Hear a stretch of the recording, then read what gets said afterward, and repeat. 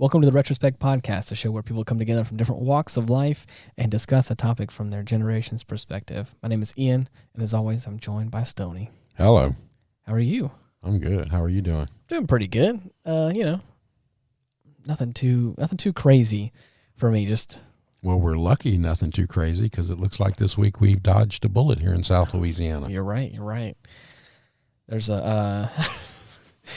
This is funny because you're squirming just a little bit. No. I think it's funny because of the fact that the hurricane's name is Ian, so obviously you can imagine the jokes. That poor guy. The as anybody probably in the southern United States, whenever a hurricane comes through that's named after them, probably gets like, you're gonna be a bad one, all that kind of stuff. The ribbing you get from everyone. So I think it's funny because again we're dodging the Ian hurricane heading towards Florida. And I thought about harassing you about it, but I just thought better about it. Really? I did, yes. Well, I had 3 or 4 jokes, and I was going to let you have them. Well, yeah. But anyways, as you said, there is a do you know what category it is?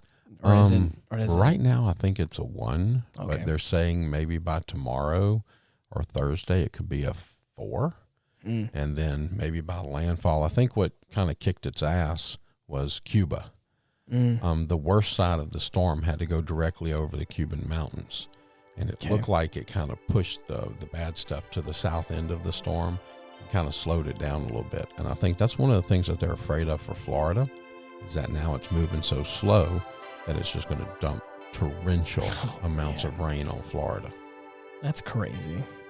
But that is one of the many things that we deal with around here in the southern United States. Yes.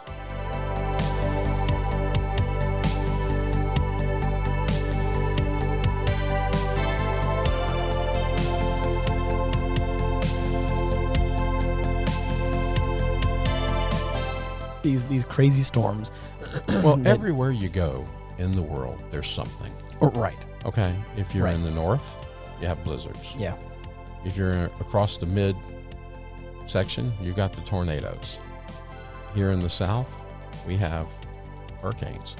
If you're on the west coast, you earthquakes. have earthquakes. Yeah. I think they did a study. Okay. And they said they tried to punch in all of the places that had been touched by a natural disaster. Right. And there was like a half a square mile somewhere out in BFE that had never been touched by anything. And that was like the safest place in America. Wow. And it was like about the size of a house. Wow. And it was crazy. That's interesting. I bet you can like look at like a heat map for that kind of stuff and like see what the... Well, I mean, and that's another one. Yeah. You have the heat down here. Oh, yeah. Oh, man. The heat and humidity. The heat and humidity around here is the hard part. That is the... Oh, I mean, I think we've talked about this whenever I went to Florida, a few weeks ago. It is just moving to Canada and having no humidity, but having some heat. That was one thing.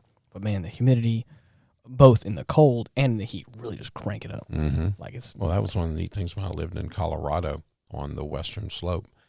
It was an average of 17% humidity. Man, a storm rolled through. It went up to 40-something%. And an hour later, it was back down to 17%. And it was really nice.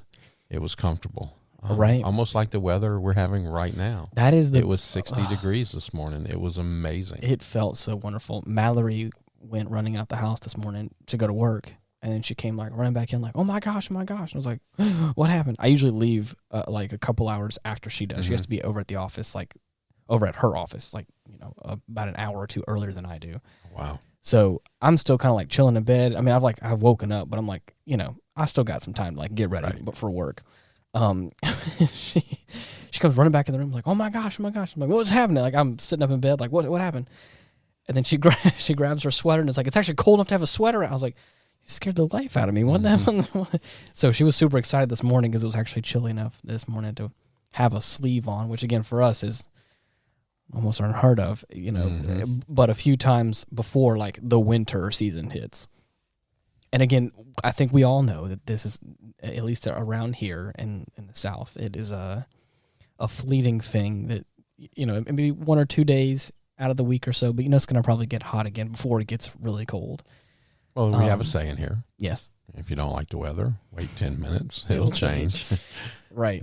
And just in case it doesn't, like, we have a drink named after the hurricane. Oh, yeah. So there's a hurricane party. There's all kind of parties. So 1 or 2 times we have there's a snow party. There's right.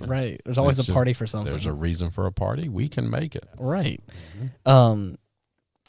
But with that, whenever days like this come, everyone around is talking about it and is also super excited about it because it's like, oh, this is our like one really good day out of the week where everyone's electricity bill, everyone's air conditioning bills are at a low, because it's real nice outside. Yes. And then at the same time, everyone's trying to get outside and do something. It was a work day today, so it was kind of I had my lunch outside and was able to sit there and go like, oh, how nice, this is so lovely.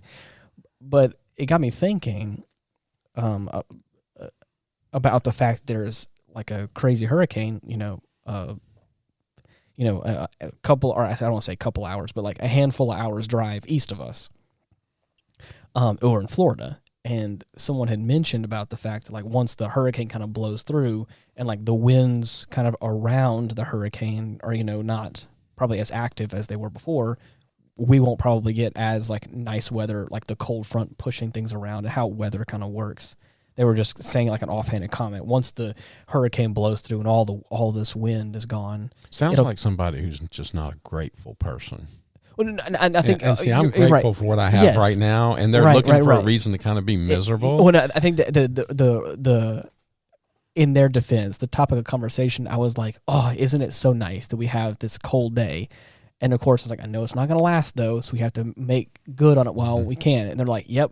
And then of course, they just add onto that comment of like, once all this activity of wind kind of probably is no longer around us in the vicinity, it's probably going to go back to kind of how it normally is for us around this time of year. You can't say that because the hurricane didn't have anything to do with this wonderful cold front, right? Or cool front. You know where it came from, right? I'm assuming north. Canada. Oh, no way. Yes, it came all the way down from Canada. You heard that, folks? He mentioned it, not me. That's right. And so, who says there won't be more? Right. Maybe next week we can have another one from Canada come down and visit and just kiss us with this great, cool and comfy weather. And I'm not claiming to be a meteorologist in the slightest, so I don't happen to know how all that works. But just hearing that comment kind of made me think about things and started thinking about it more like in a philosophical sense than like an actual like natural, weather sense. And it made me think about the fact that like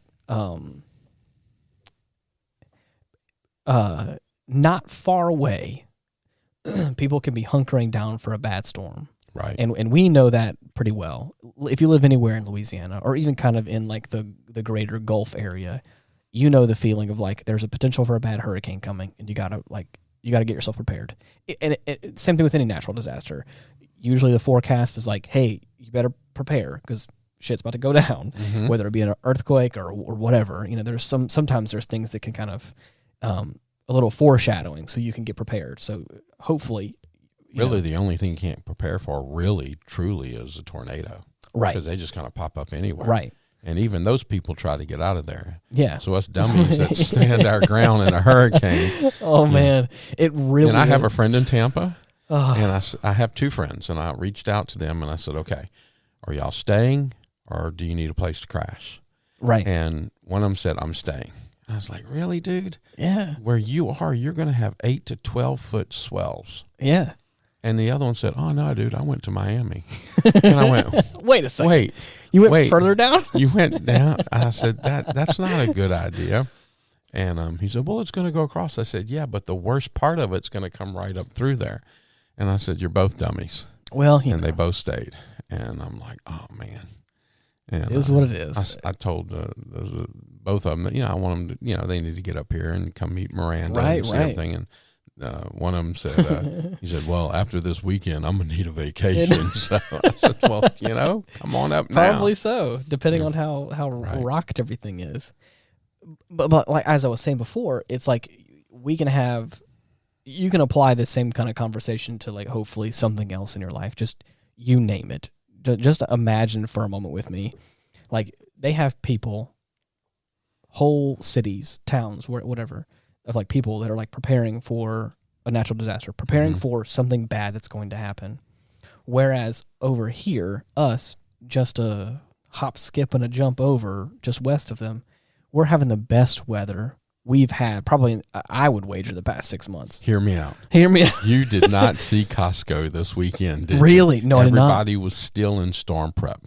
They Interesting. were rolling out the water. They were rolling out all of the stuff that you would need for a storm.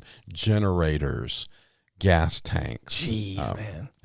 Miranda went this weekend. Right. And she just said it was insane. I bet.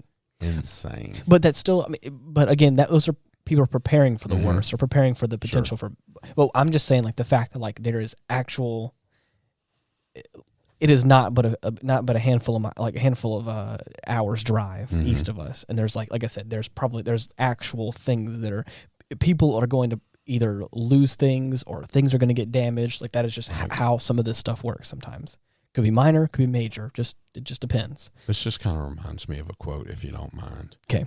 It says that we are not all in the same boat, but we are all in the same storm.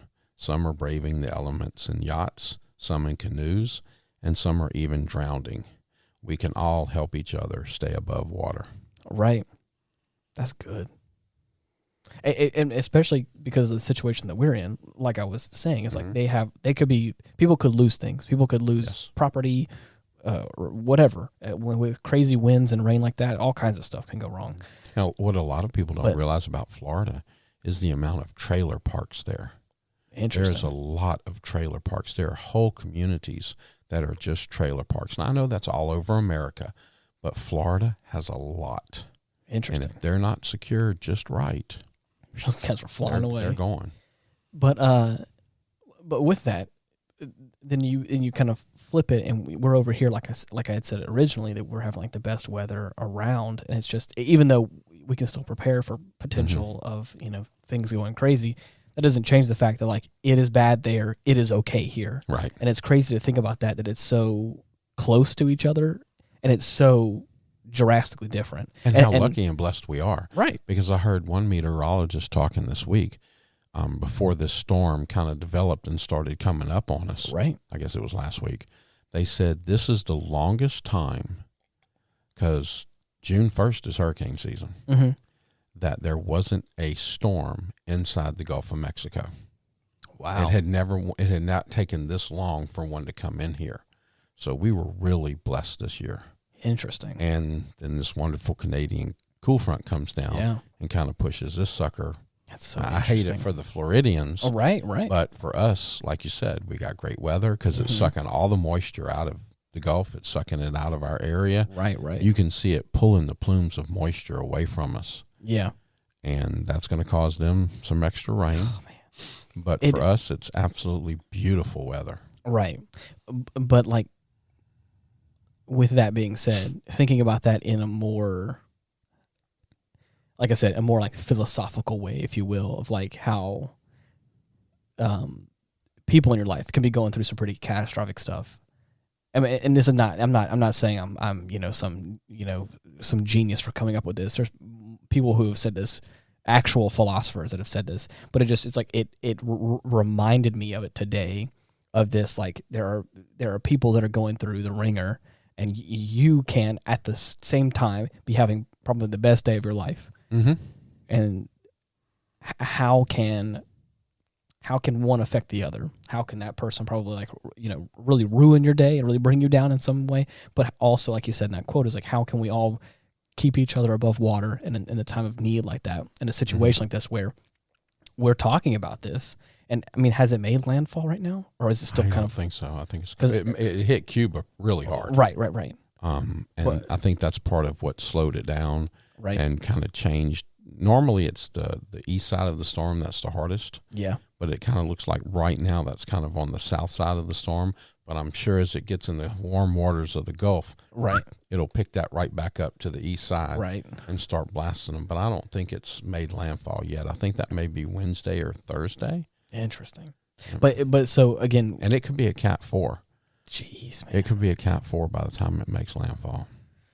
I was hoping not for the Cubans, but I was hoping the mountains of Cuba would kind of knock its wind out. Right. And it didn't. I mean, that's crazy. I think it slowed it down. Right. But I don't think it's knocked its wind out. But like in a situation like that, we're talking about this now, and in a handful of days, it could be not that bad, or it could be catastrophic. Right. And it's just crazy to think about. It's crazy to think about that potentially we could continue to have nice weather while things are kind of going crazy. And again, what could we do to help out in a situation like that? Because but this time last year we had, what was it, a Category 4 as well that went straight. Ida? Yeah, Hurricane Ida that went straight through Louisiana, right down the middle. And a couple years ago we had Katrina come right up the Mississippi. Right. And it's situations like that that's like when a storm that big comes around and is that powerful, it just again, and for anyone out there that has experienced some other type of natural disaster, you can have a similar story or situation like this, but just a different setting or different type. And it's just, that's what made me think about it in that regard, is like we have gone through something very similar to that a year ago. And like and it probably took like 6 months to really get some things lined up, like kind of straightened back out again. Right. And like, I feel like now, I mean, like there's no real, over a year later, you get like, we've really gotten back to where we were before. Without really any indication that like some stuff got messed up real bad about a year ago. And then it's like the potential that we could be like in a that they could be in a similar situation that like. But that's really all over the country and the world. Yeah. California has the earthquakes. You know, right. They whole cities have disappeared. You know, San Francisco was obliterated by one. Oh, that's scary, dude. Then you have the blizzards that come down from Canada and take out, you know, the Northeast and some of the Northwest. And it's just, it's miserable. And then right across that middle part, you get these tornadoes because the warm weather coming up, the cold weather coming down. It's kind of like what happens on Florida. You have the Gulf winds going west, the ocean winds coming, you know, from the east, and they slap each other right in the middle of Florida. And when I was living there, you could just see the storms right in the middle of Florida. Jeez. And it's kind of the same thing, I guess, with maybe the tornadoes. Once that starts rolling around and they just pop out of nowhere. That's crazy. That's also really scary, too, to think about that. Because you get very little warning for those. I've never seen a tornado, like, in person. But, like, I've seen videos of them, and I'm like, man, that is... I've seen, like, big man-made structures, and I've seen, like impressive things. But to think, like, just the sky itself just coming down and wrecking shit makes me like, that's crazy to think about. Yep. Don't mess with Mother Nature. No, definitely not. She's going to win every time. She'll find her way to make things equal again. Yep. Yeah. But anyway, so that's like I said, that's what I was thinking about today, was just this kind of I think Americans as a whole are very resilient. Yeah. I just hate the fact that they say that 75% of American families are one major car repair away from bankruptcy. So when you look at, you know, a flood or a hurricane or something like that can completely devastate a family. Right. There's been a couple of fires in our area that have just devastated. One of the ladies at work, her niece lost everything in a fire. And it's hard to recover from that. Yeah. It's just absolutely hard to recover from that. It's just, I can say from firsthand experience and stuff like that, not my house burning down, but situations similar to that where it's like, where do you begin? And it's like, you just got to take one step at a time. I lost everything in a fire once. Really? Absolutely everything. Yes. Jeez. And I was dumbfounded. I was watching it. And God, that's even scary. It's like insult to injury. Just like, wow. Gosh, man. There was nothing that could be done. Damn. And the next day, you just, you know, dust your pants off because that's all you got on. Oh, man. Was what you were wearing. And then people come out of nowhere. Yeah. To help you. Yep. And that's what I really like about Louisiana. Mm-hmm. The Cajun Navy came from here. They go all around the country trying to help people. That's crazy. And just the people here, man, we fight and bicker a lot. But when it comes down to it, we pull together really well. Right.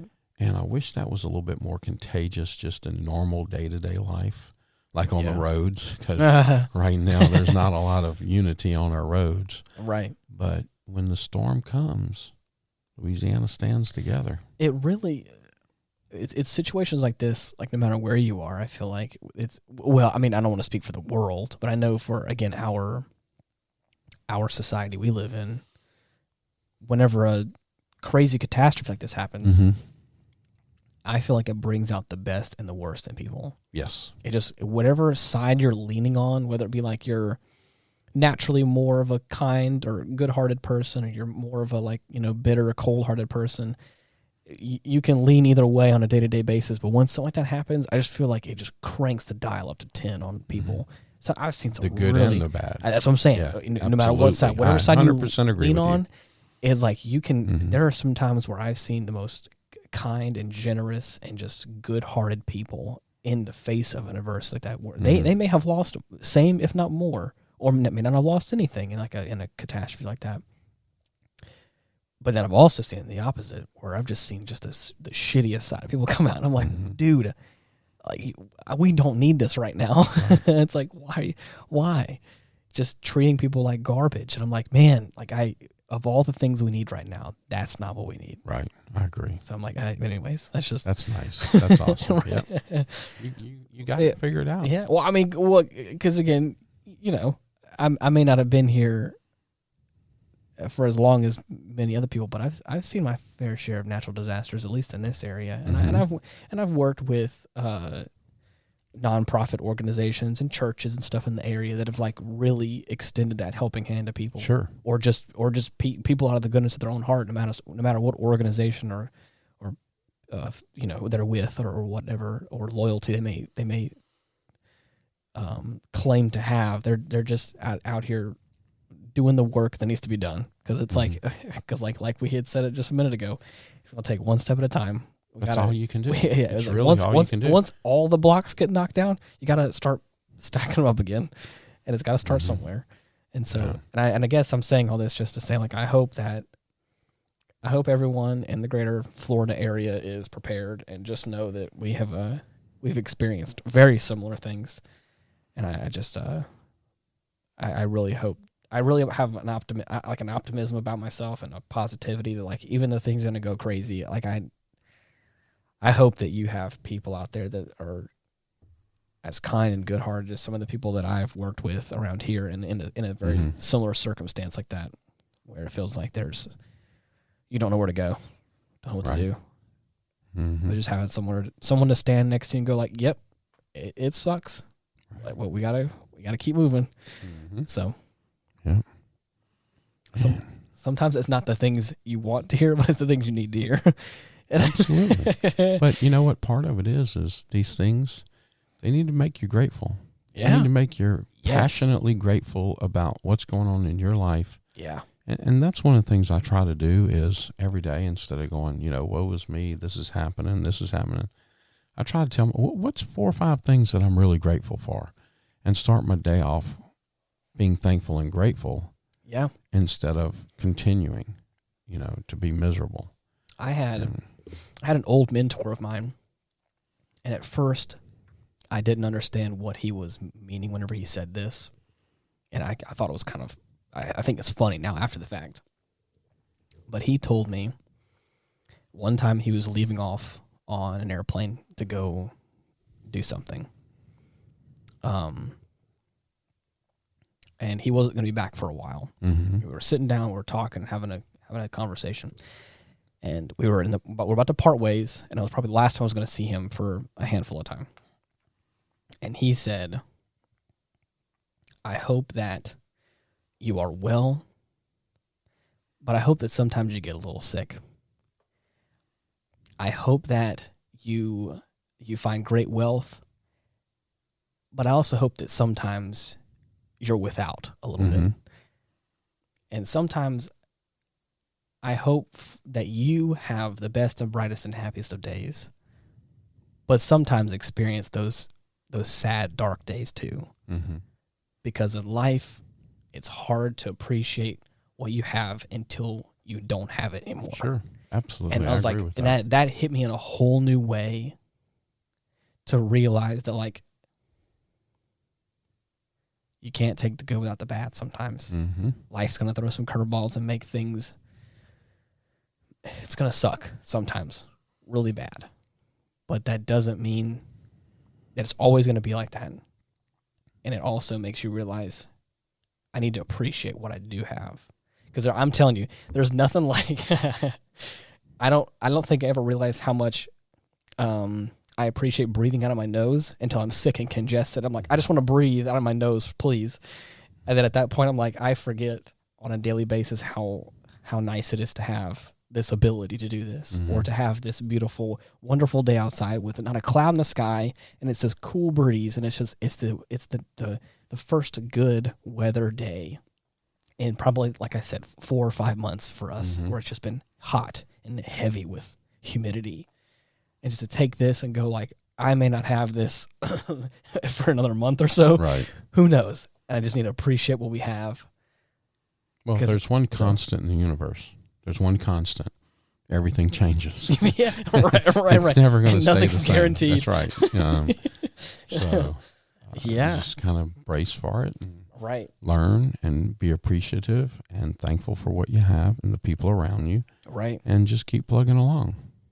That's all you can do. And what's the old saying? God's never going to put more on you than you can handle. Well, apparently he thinks I'm a really badass. So he's put enough on. Miranda and I were talking the other day. It's like in our first 2 years, we've had about 15 years worth of crap happen. Yeah, you went through the ringer so far.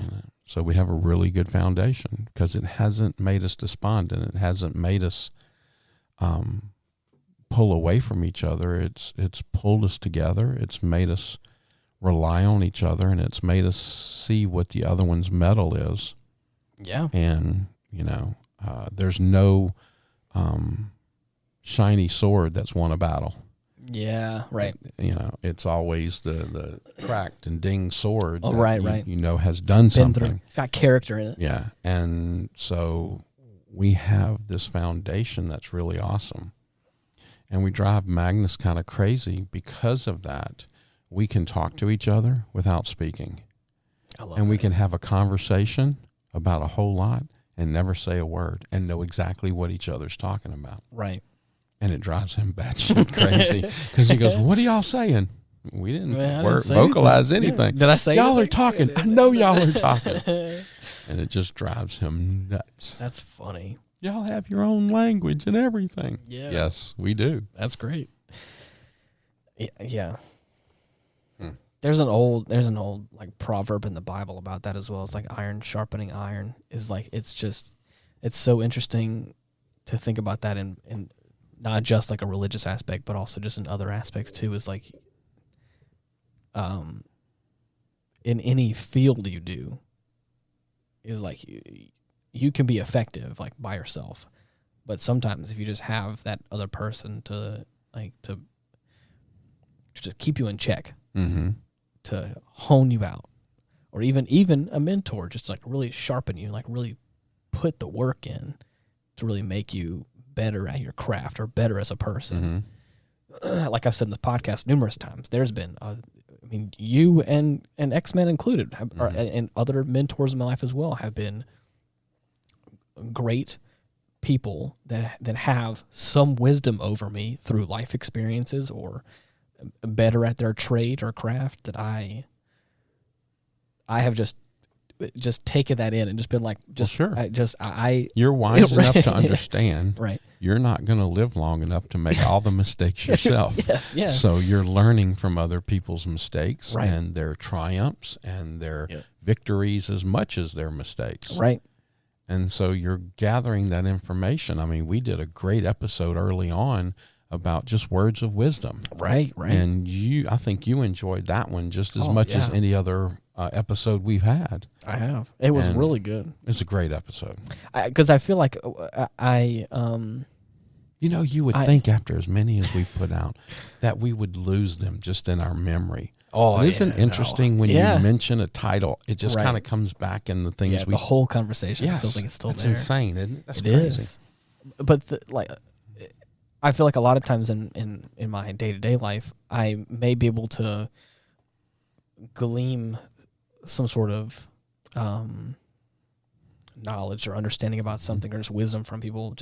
But I don't always get the chance to explicitly and specifically ask for that kind of thing, or at least I don't in my day-to-day life. And I need to more, to be honest. But that is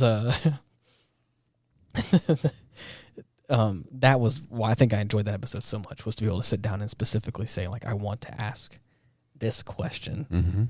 So yeah, I write them down. Maybe we could do an episode on and get people to write in and have us answer some questions. Even the episode with the one episode we had with Sam was also really great as well, to be able to see his life and his story and what he's gone through and some of his stuff that was interesting to hear. I feel like I always talk ever since I've known Sam and had a chance to really talk with him the first time. He's been so interesting to talk to and just to kind of open up to. I like Sam. I wish we could get him back on here. Yeah. That was fun. It's a lot of fun. But yeah. It's just nice to have conversations with people who've been through something. Yeah. They seem to be a bit more genuine, and you can, even though maybe you haven't gone through the same thing, you can garner something from that conversation and their experience, especially when somebody's transparent and vulnerable and when they start talking. And that's one of the things when we started this podcast, we said we wanted to be very transparent, very genuine, and even show some vulnerability in what our words and actions do. And I think that's resonated with people. Yeah, I believe that. Our friendship is like that. We're one of the greatest things about this podcast is the pre-show and the post-show. Yeah. And I've said it, and I know you get tired of hearing me say it. We need to record those, and we need to make it available for people, even if they have to pay, $4.99 a month just to hear the pre and post-show, because it's like therapy. And X-Man said that one day. Yeah. He said, this is therapy for me. That's interesting. And it's just nice to have those conversations in a world where people say a whole lot, but really don't say anything. They talk a lot, but they don't say anything. Damn, that's deep. I learned a lot about myself and how I think and communicate a lot when I did improv classes and acting classes, all in the same kind of oh wow. Yeah, same kind of spiel or whatever. And I learned a lot from the lady that ran that group. She was so good. At improv specifically, and it really put into perspective how bad I was in certain areas of it. But she had these exercises that we would do that really made us vulnerable to the group. And it wasn't, it was probably a group of 15 or so people, people around your age group usually. And I got to be her assistant for a while and help her out on movies and stuff like that. It was a lot of fun. But with that, of course, I also attended the classes that she did to help, because I also helped film stuff and my forte. So I got really suckered into doing that job, which was fun, and I enjoyed it, and it was, and I had a lot of fun with it. But I also got to be the fill-in a lot of times. Okay. And I learned a lot while I was there. Guinea pig too, maybe every once in a while. Yeah. And so with that being said, there was so many of these exercises that we would do that would loosen us up and warm us up to the group and to each other and just with ourselves. And it was so interesting to see that everyone having a story, everyone having a background, a history of something, and even yourself, even for me, having a story and having things that I've gone through that I can pull from in an acting sense or in an improv kind of thing. and then all like just being honest with yourself and being open and transparent and stuff like that was really interesting, and it really showed me. It really taught me a lot about myself, like in a social aspect that I was not aware of, and it was very interesting, and it was a very cool experience to be able to do It that. sounds fun to have somebody that has a unique capability to draw that out in you. Yeah. Directors and people like that are really amazing with that. Do you like that atmosphere? Oh yeah, I enjoyed it a lot, but I can understand why some people don't like that.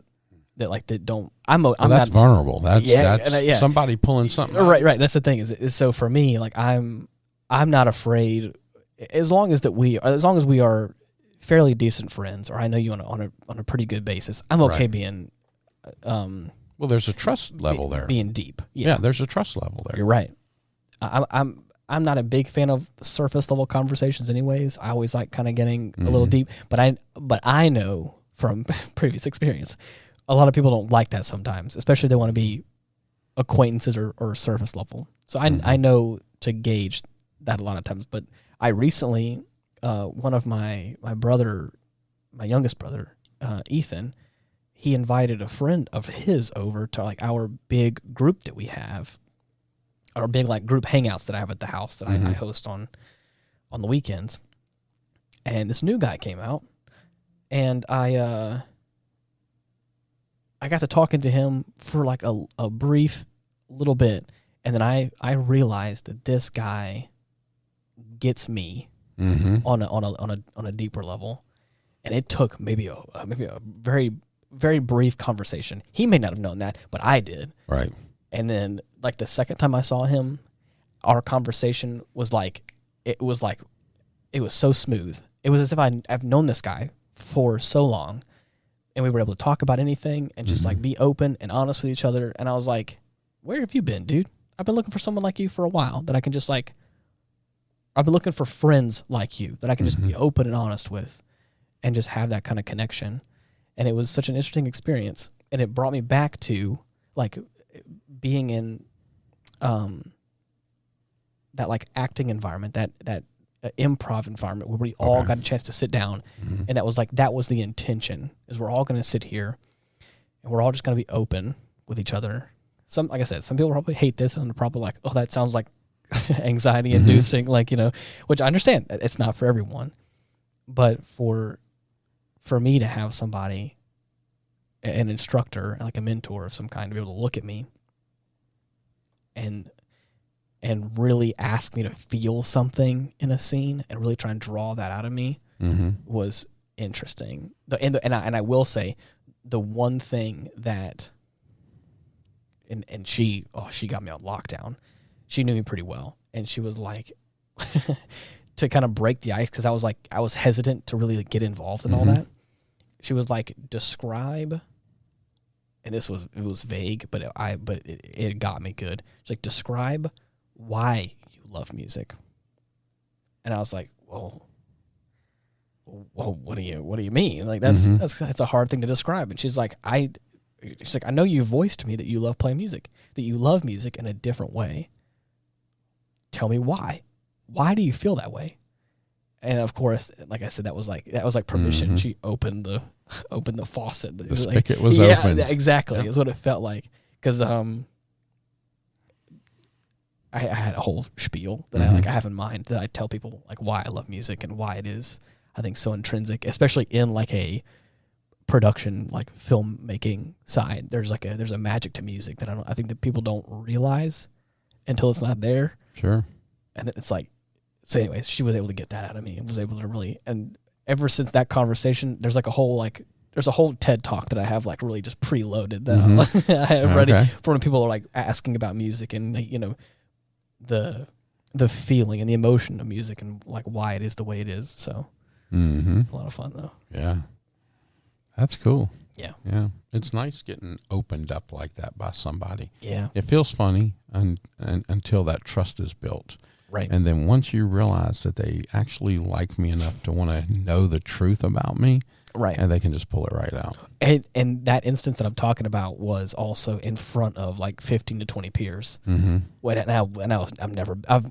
I'm better now, but I was as a younger person, kind of being a little socially awkward, was never good at talking in front of a crowd of people, even though, it was not that many. But there was definitely a point in time where I was, like I said, at that stage of my life, I was warming up to the idea, but me standing in front of my peers with the coach in the director's chair kind of sitting above all of them, it was kind of like, tell me how you feel about this. I'm like, it feels so abstract. I don't know how to put it into words. I'm still very awkward about that. It blows my mind that I can sit here on this side of the mic and do that. I was a guest chef on a TV show once. Right. And some of my friends got together to have a watch party. Uh-oh. And I hate the way I look. I hate the way I sound.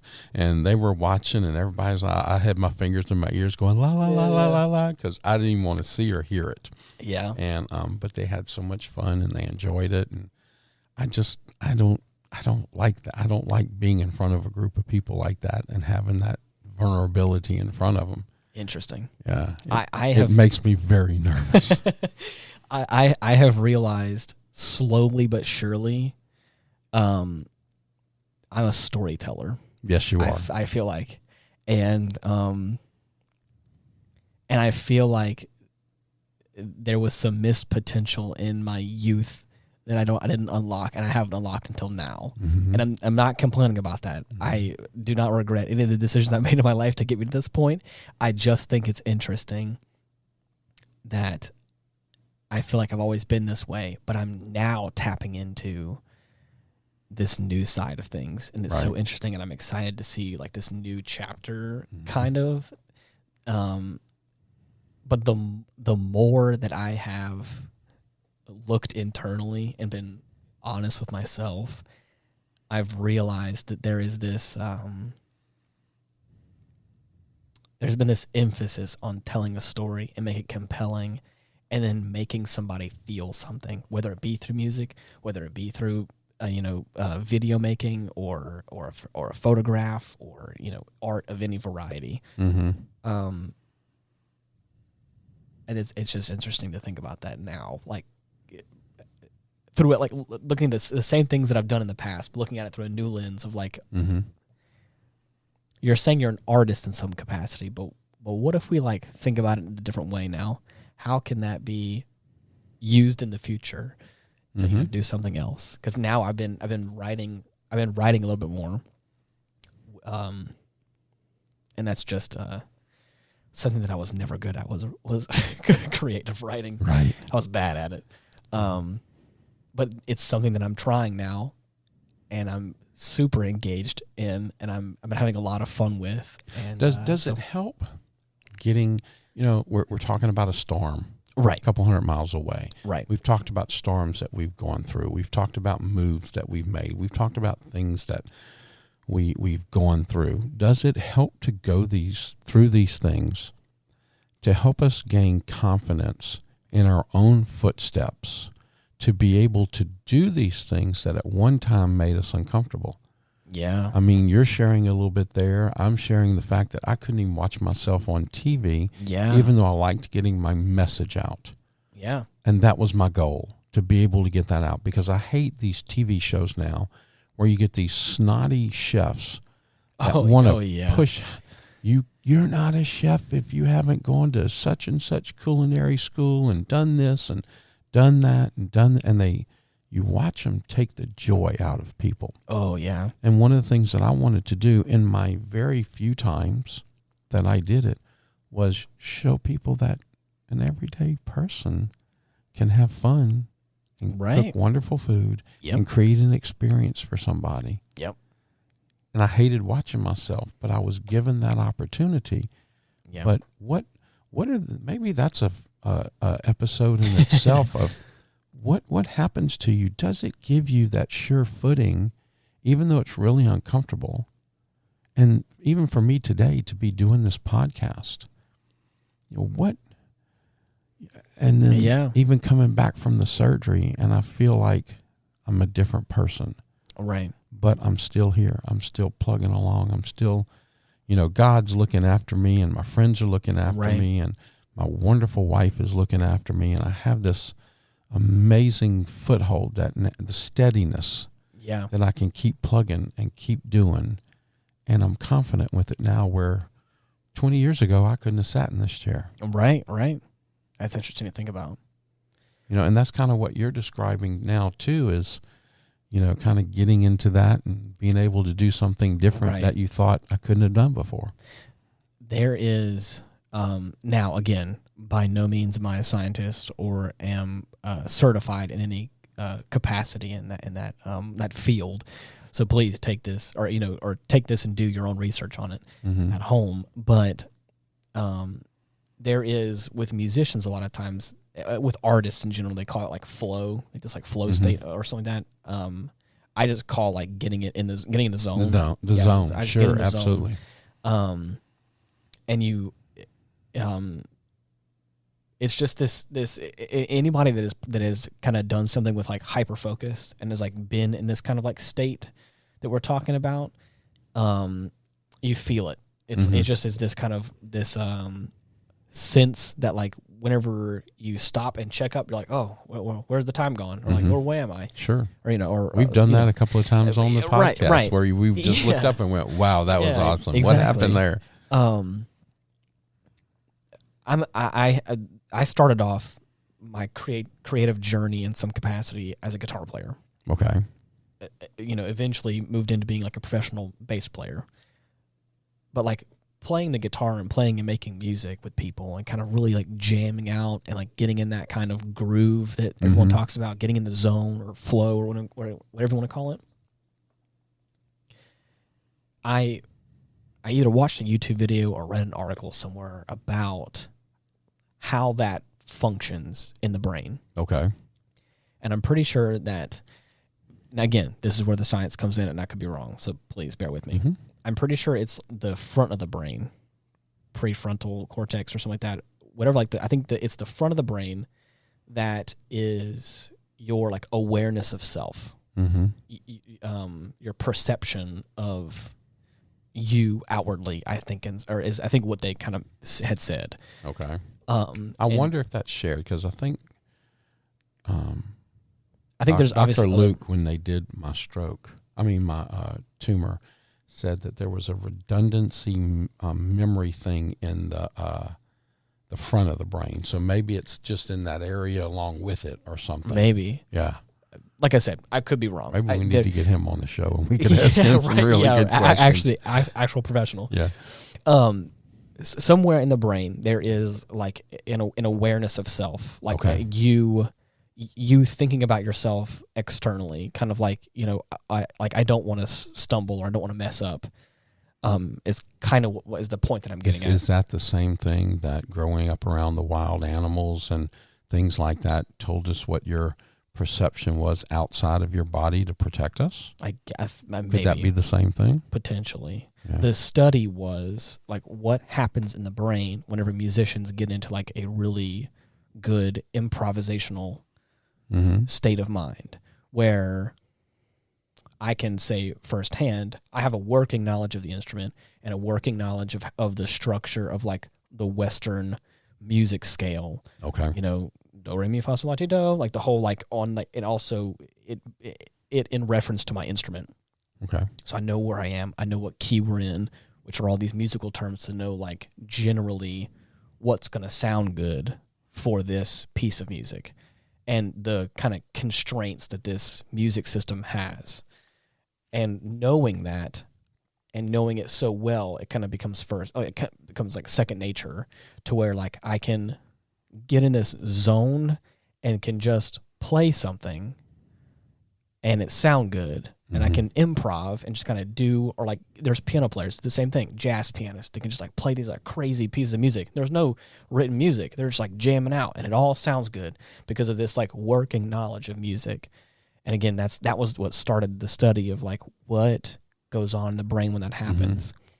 And the one thing they were saying that was different between people that couldn't do that and people that could is this section of the brain for the improviser was not active at all. Oh wow! Okay. So again, and this is what mentors have told me without the science. And then this is what the science tells me. It's the same thing, is you have to get over yourself.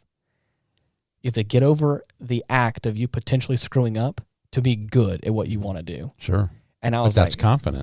And that's knowing your footsteps and going through enough to go. It is also letting go of the potential. Is like, that is one thing I can say because I've also taught kids and youth how to play guitar and other people how to play instruments of all varieties. And I say with full confidence, this works in every aspect of life. I feel like no matter what you want to get better at, there is a point in time where there's a threshold where you're doing good, but to really go over the hump, you have to be okay with failing.